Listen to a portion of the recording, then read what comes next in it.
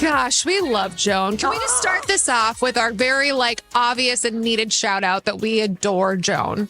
I love her so much. She so is wonderful. adorable. She deserves love. And all of these guys kind of deserve love.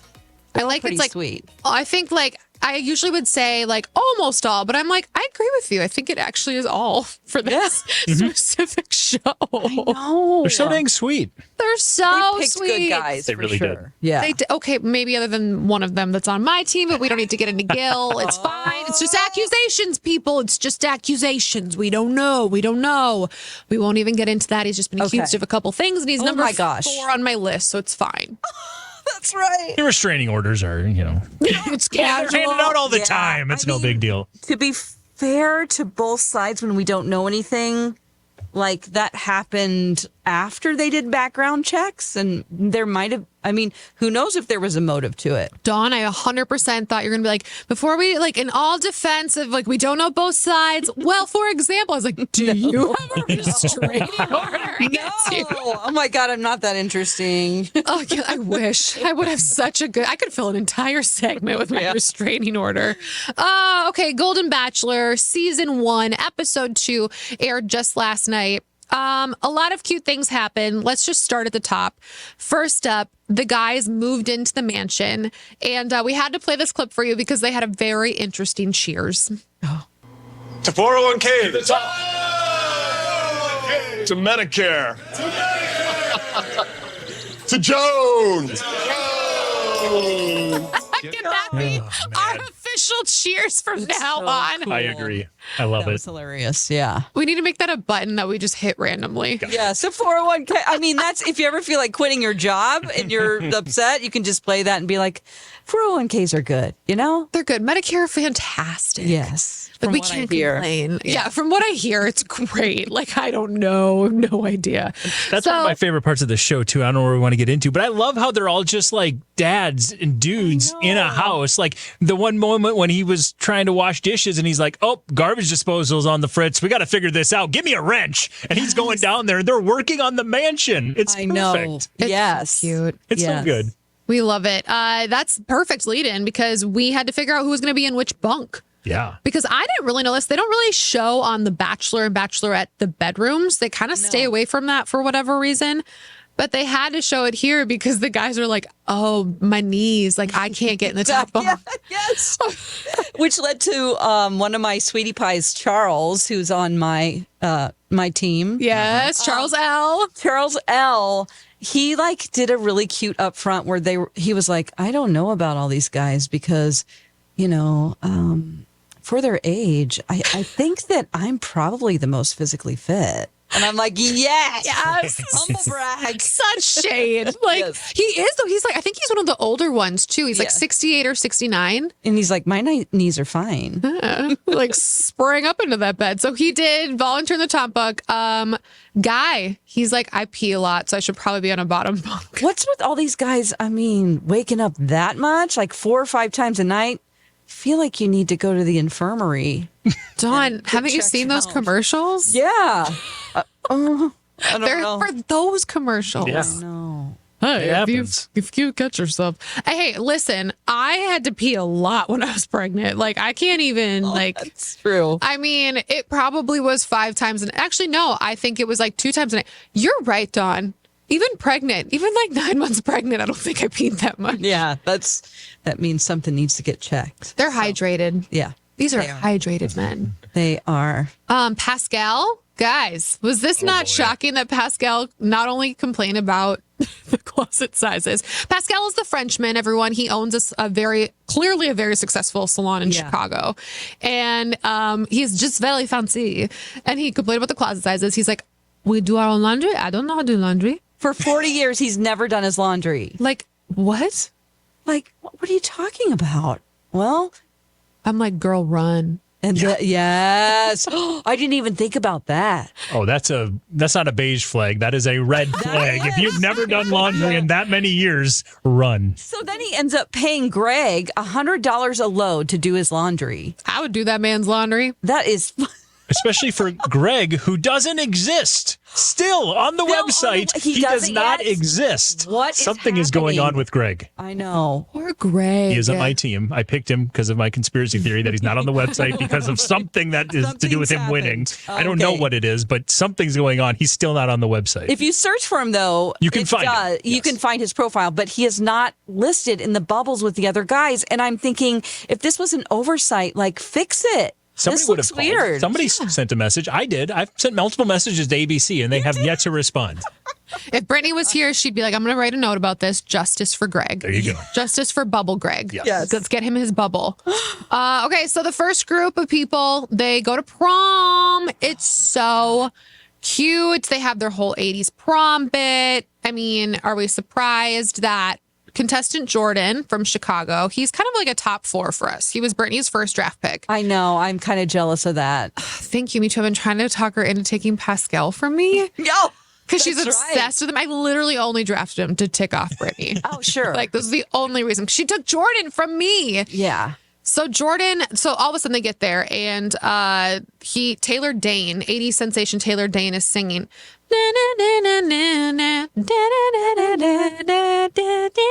That song? Yes. They didn't know any of the words. Yeah. So she's singing, and it turns out Jordan definitely slept with her. Yep.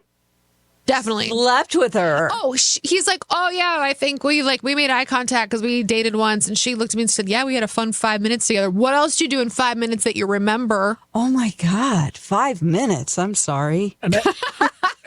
For who? Which person are you sorry for? Yes. That was only 5 minutes. Just in general, like, oh no. Society. Yeah. And this is a move the Bachelorette has pulled before. Now, you as a Bachelorette fan, you remember, who was it, Chase Rice? Chase Rice and Victoria? And Victoria. All of a sudden, they're showing up, and this guy is like, oh, I get to take Victoria out on this special one-on-one date to a country music singer. And it ends up being her ex, Chase Rice. He was like, the songs he sang were songs he wrote about Victoria. Yes. What? Yes. These are the dark years where I didn't watch it. Not dark for me, but just like dark, like meaning like there's no show. There's no show in my mind. I don't. Oh my gosh, that's shady. That's real shady. Wow. They do this. But the best thing I think that came out of the prom episode is that we learned that my 3rd round pick, Gary, is related to Tina Turner. That's true. It's his godmother. He's her godson. I was like, what? I'm shocked. What a flex. Yeah, definitely. And he was cutting it up on the dance floor. I mean, he might have a chance. All I know is they're in the same house for claim to fame, and I feel like they can just stay if they get eliminated for the Bachelorette. Sure. Because we've got some claim to fame people here. And I was waiting for Frankie Jonas to pop up and be like, you're Hey, next. guys. Yeah. Oh my God. Well, Jonathan got the rose. Who has Jonathan on their team? That would be me. Nicely done, That's a Mike. good one. Jonathan got the rose. He told our leading lady, Joan, how he never went to prom because he did ask someone his senior year, and then she changed her mind. So that hit her, and he's like very good looking. I don't think that hurt. Okay. We're going to get on to Chock. He had a one-on-one date. I know. He's one of mine. He sure. I was like, you. Shock. Talent show happened. One of the contestants does great because he lets his vulnerability show. Another one, not so much because he's not happy that he didn't win the talent competition. And then one of the fan favorites bids us farewell. We're getting into the skinny, our first one-on-one date of the season. Mike, it goes to Chock, the guy that you thought looked good, Yep. but then gave Chock and noodle soup. Yep. You didn't want him? Dawn picked him up. Who's looking smart now? Me. You still think he doesn't look good? I didn't love his one-on-one. Yeah, Okay. tell me about his one-on-one. He went to Disneyland. First off, again, if the producers were mean enough to bring back Jonathan's ex or Jordan's ex and Yes. bring in Taylor Dane, who he spent some time with, why would these producers put that poor woman in a Cinderella dress like that? Oh yeah, I didn't like that dress. That was not a good dress for her. And I'm speaking as Brittany. I didn't know. I'm speaking as Brittany because she wanted me to make sure that opinion got spread. But Chock gave off this era of just this like whole aura of like Desperation? he doesn't He gives Just say it, Mike. jerk. Like he is got this undertone of like, I don't enjoy life at all, and I've never enjoyed life. And the date didn't help him much. Oh my gosh. Because the entire time, as Brittany also mentioned, as we were all texting back and forth, they had to keep repeating how much fun they were having and how amazing this was to enjoy this and feel like a kid again over and over and over again, because it felt forced. Like they wanted to reassure themselves that they were actually feeling the same thing. They went to Disneyland. It was a big commercial for Disney. It was what it was. Yeah. I don't know. Nothing says fun like saying, I'm having fun like 17 times on a date. Yeah. And then I don't like how it ended. No, they had their sit down dinner in the dress that Brittany wanted Mike to express was not a great dress, and it really wasn't. It looked like something you'd wear for like a 16-year-old prom. Just really sparkly, glittery, and it's like she's such a beautiful, elegant woman. Why are we putting her in this trash? Just because it's the Cinderella dress. Ugh, so bad. Even Cinderella won't wear that dress, girl. You know. Yeah. So they have the date, and he's describing like the one emotional moment he's ever had in his life is when his wife died in his arms. And we're all like, okay. By the way, Chock sounds like Peyton Manning. So the whole time, all I can think is like, Omaha. Like, when he's talking. Of a voice like that. He does sound just like him.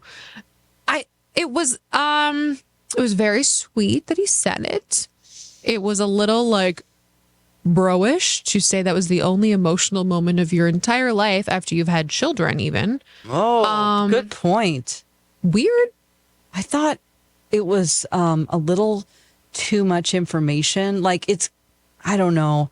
It just, it's great that he expressed that he's been through something similar. Yes. But just the detail of that, I was like, oh, too personal. I don't want you to use that to try to get another woman. Oh, yeah. I see what you mean. You know, kind of like, oh, check this out. You know, my wife died in my arms and I cried. You know, you're like, oh. You know, but actually, like, love is love. I love love. I was actually okay with it until Mike made me feel like maybe I wasn't okay with it. Well, I was okay with the story, but again, just the idea. We talk about when it comes to the Bachelor franchise and the Bachelorette and Golden Bachelor and all of them about being emotionally available. When somebody tells me that they've only broke down and shown any sort of vulnerability when their love of their life died in their arms and that was the only time, I'm thinking to myself, that's a beige flag because that's not the type of emotional availability I want in a partner. And I think Joan has expressed how she wants someone fun loving. She wants somebody that's willing to go out and have a really good time. And I don't think Chock gave the projection of that from that moment. It was sweet. It was a sweet moment. I got emotional. It's why I love this series, because it feels like these sweet stories are true stories. Yes, definitely. It's not, you know, she does want someone to keep her safe, though. So as an older woman, is she okay with that, like, super manly, I don't really cry type of a guy? Maybe. Because that's kind of like an older generation thing, like men don't cry. I don't know. Just making excuses for Chock. Chock's your guy. He's on your team. I get it. Honestly, all I wrote for Chock's date was Disneyland, lame. So I don't have a lot to say. It's just, that's how it felt. You came perfectly, though. We're transitioning perfectly into the talent show. Dawn says, does she want someone? It's a good point. Does she want someone who doesn't showcase a ton of emotions, like doesn't like very, don't cry, like very traditional butch character? Yeah. Or is she someone that likes a guy who like shows his vulnerabilities? So they have this talent show. One of the guys, Kim, he's the one who is the captain. They call him Captain Kim, the Navy captain. He's like, I thought there might be a talent show. I wrote a song for her.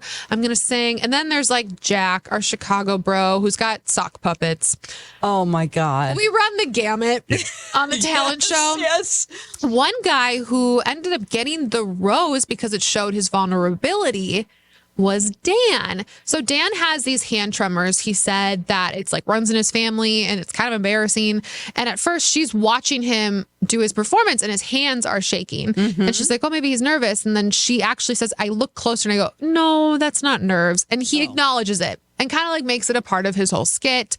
He wins. And then he has a really vulnerable conversation with her on their little one-on-one time they had after he won the talent show.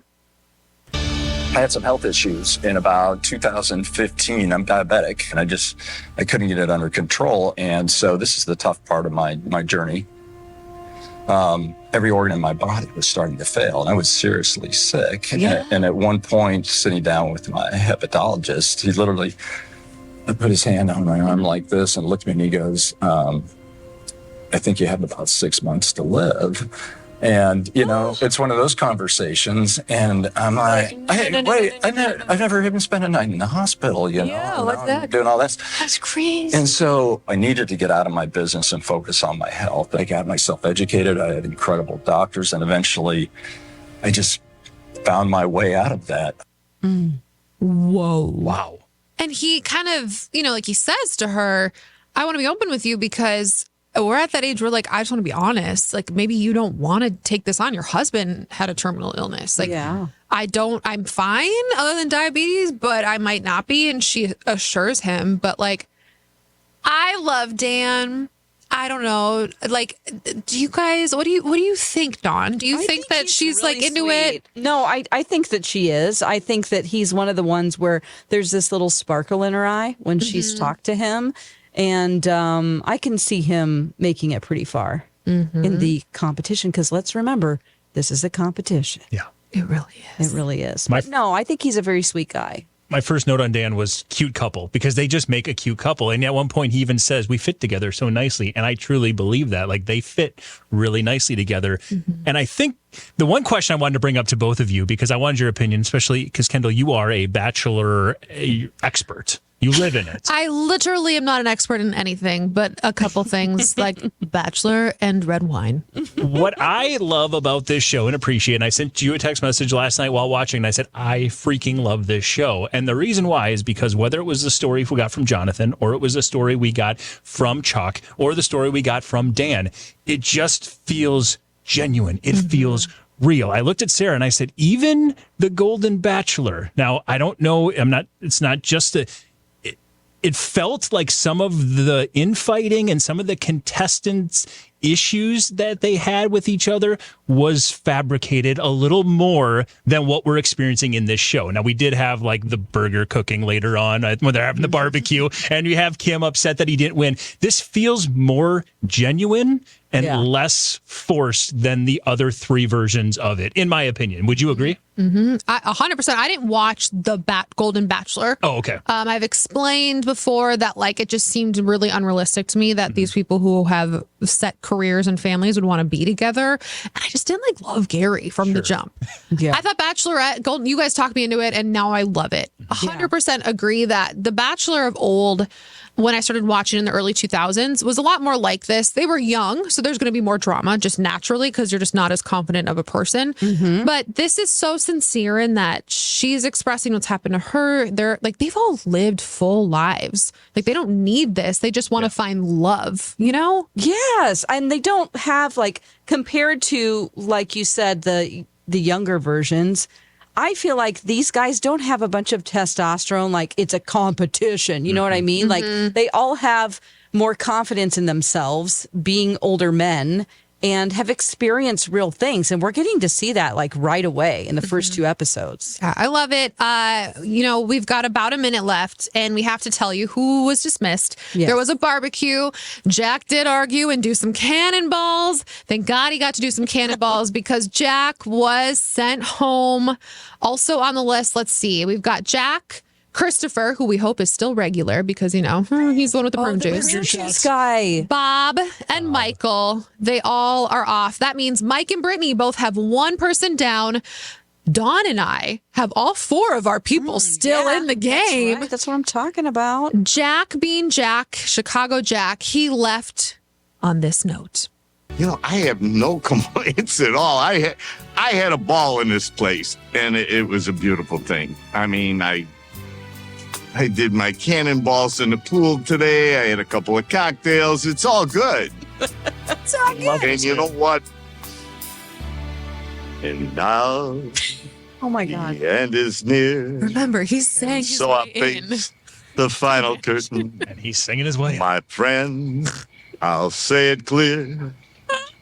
I'll state my case, of which I'm certain. Here comes regular Christopher. I plan each charted course, each careful step Hey there. along the byway and more. Much more than this.